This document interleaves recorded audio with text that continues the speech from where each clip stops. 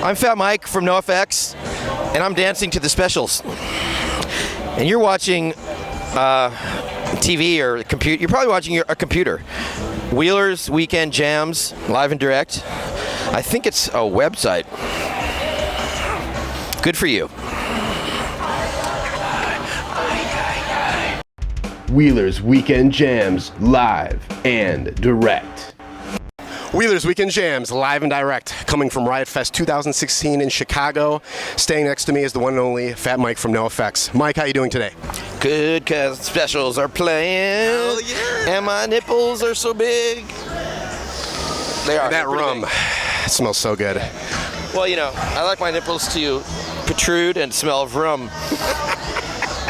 Who doesn't, though, really? You know? That's right. So you are in lovely Chicago. Do you have any fond memories of coming to Chicago? Nope. Not at all. Or you still remember any? Never. I once wrote a song called "I've Never Had a Good Time in Chicago." Damn, that's harsh. Chicago's not that bad. No, I've had some good times here. Yeah. Right on. Not with anybody, but by myself. By yourself? Yeah, in my hotel room. Let's talk about your upcoming album. It's coming out October. I called the drug dealer. I asked my friend, how can I score some drugs in Chicago? He gave me a number, and this guy drove up in this fucking old Impala, and he goes, hop in. I'm like, really? I gotta hop in? Can we go to my hotel room? He's like, no, hop in. And I was sketchy. That's sketchy. Drove around the block. You're okay, though. Yeah, but I was like, this is how you fucking deal drugs in Chicago? You gotta get in someone's car? It's fucked up. Yeah, that's a little shady. Yeah, so your guys' upcoming album's coming October 7th. I was just wondering, what was the process of this album? First ditch effort. What was First itch effort? Ditch effort. Ditch effort, yeah. Ditch effort. Well, you know, same process as normal. Is I write songs, band gets together, record about 20, and see which ones we like. What does this album mean to you personally? Well, this it's our most personal album. The lyrics, since our book came out, I'm just like, I have diarrhea of my fucking soul on this record. So I'm singing about all kinds of stuff. As Fletcher put it, I can't believe you're singing these words. So there's a lot of that. And it's the first record I've ever recorded while I got to the studio and was doing cocaine and drinking and on painkillers the whole fucking album. Wow. You were comfortable. Well, no, I've always done records sober. Oh, okay. Because I'm a binge user. Like I'll do drugs on tour, and then I get home and stop. That's how I've done it for so long, so successfully. But then I got hooked on drugs, and I'm like, shit, I can't stop taking painkillers, and I have a record to record. So I'm like, I might as well have a good time. Yeah. So I had a blast recording this album. That's awesome. Yeah, congratulations. You've been running Fat Records for over 25 years now. To the ground. To the ground. No, I was going to ask you how over all these years, how have you been keeping it so like alive? And you know, so many labels drop, and you've been keeping it so strong. Dude. It is the fucking specials. But how have you kept it so strong over all these years?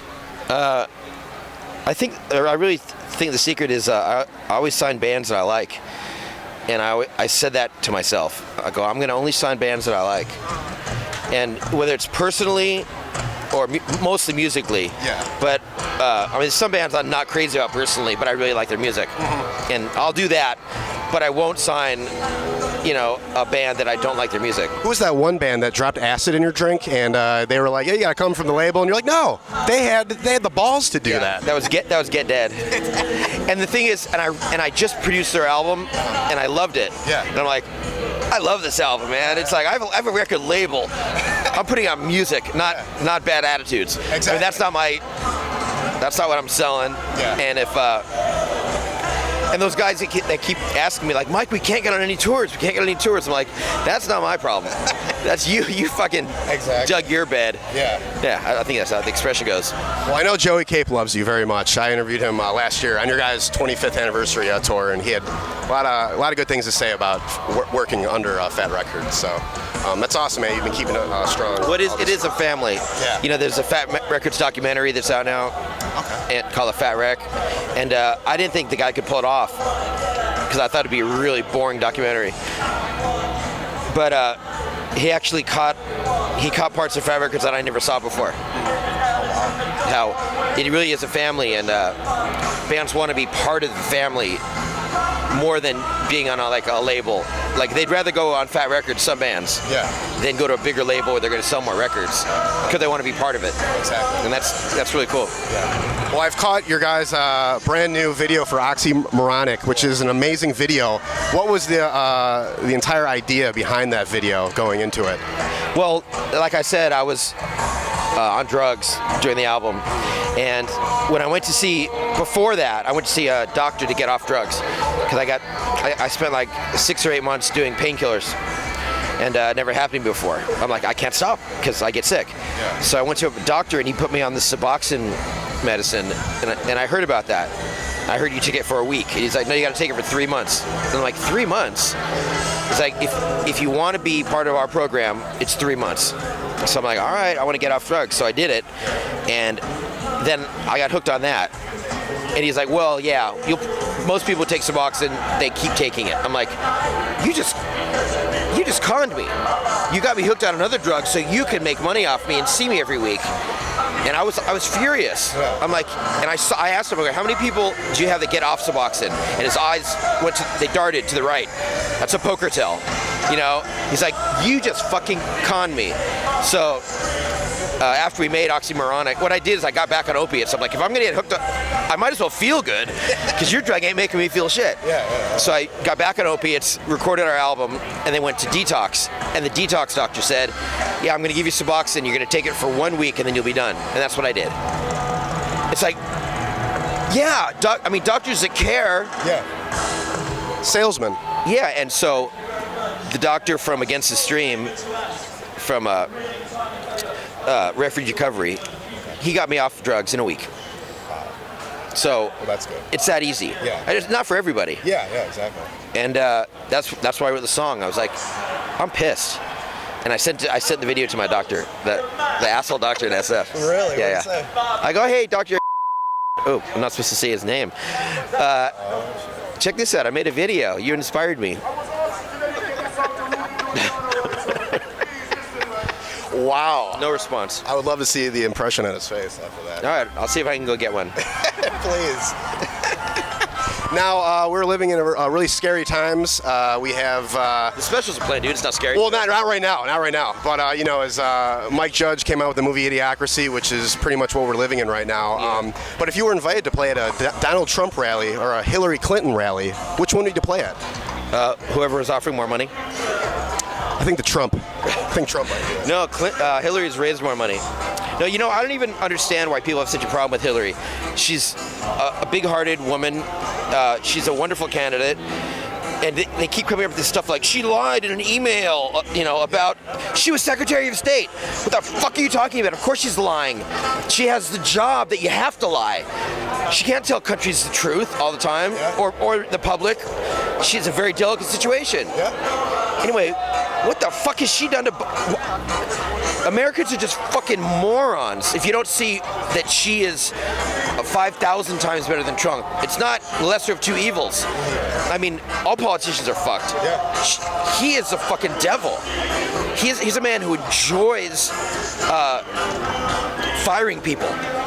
He gets a kick out of firing people. Fuck you, dude. Yeah. Hillary cares about fucking kids and all the programs she's done over the years, and she's a caring, loving person. And Bill Clinton plays the sax for her every now and then, I think. Do you think they have sex, though? Probably not. And if they do, it's probably not that good. Just sex and violence. That's all they Sex and violence. Sex and violence. Sex and violence. Now, I'm going to get really goofy here, but I ask every band this. I'm a huge movie buff, and I always say, without the music in the background of movies, there's no substance, there's no quality to the movie. Well, you're wrong. Well, no. Just, Yeah. What's your question? Well, basically, if you had to compare your band to a movie, what movie would it be and why? Well, that's a hard one. I'm going to say True Romance. True Romance. Hell yeah. Because we got a lot of characters. We got some comedy, but we're kind of serious, and there's a lot of drugs. The Patricia Arquette in that movie is beautiful too. That movie is a peach. fucking gorgeous. The Dennis Hopper scene and Christopher Walken. Never heard of it. Yeah, I don't remember that scene. The one scene when they're talking. No, I don't remember it. But your great-great-grandmother. Yes. Classic, man. Classic. Well, Mike, man, I appreciate this interview so much, man. And what's coming up? You do. What's coming up for NOFX? You guys going on a world tour now, or? No, we're putting out a new album and then doing October 7th. a 2-week tour in the U.S. and Canada. Oh, great. And that's it. Awesome. Well, congrats, man. We really don't like to work very hard. Yeah. You don't need to. Never have. Not in this business. We should. I mean, you work hard, man. I work hard. Yeah. Guys in my band, not so much. Well, I understand, man. I'm also a drummer. I'm in a band too, so I know how it is. I'm doing this and that. All right, Wheelers Weekend Jams, thank you for tuning in. Mike, thanks again. Appreciate it. Thanks for watching this interview straight from Riot Fest, Chicago 2016. We just want to give a big thanks to all our fellow patrons and fans out there. Seriously, we greatly appreciate everybody who's chipped in support of what we do. As you can tell, we're working here alongside all these big media companies, but we're the only one that's independent. So this means a lot to us, and everybody who's chipped in on our Patreon page, it means a lot to us. So please head on over if you're interested in supporting what we do. Head on over to our Patreon page at patreon.com/WWJ.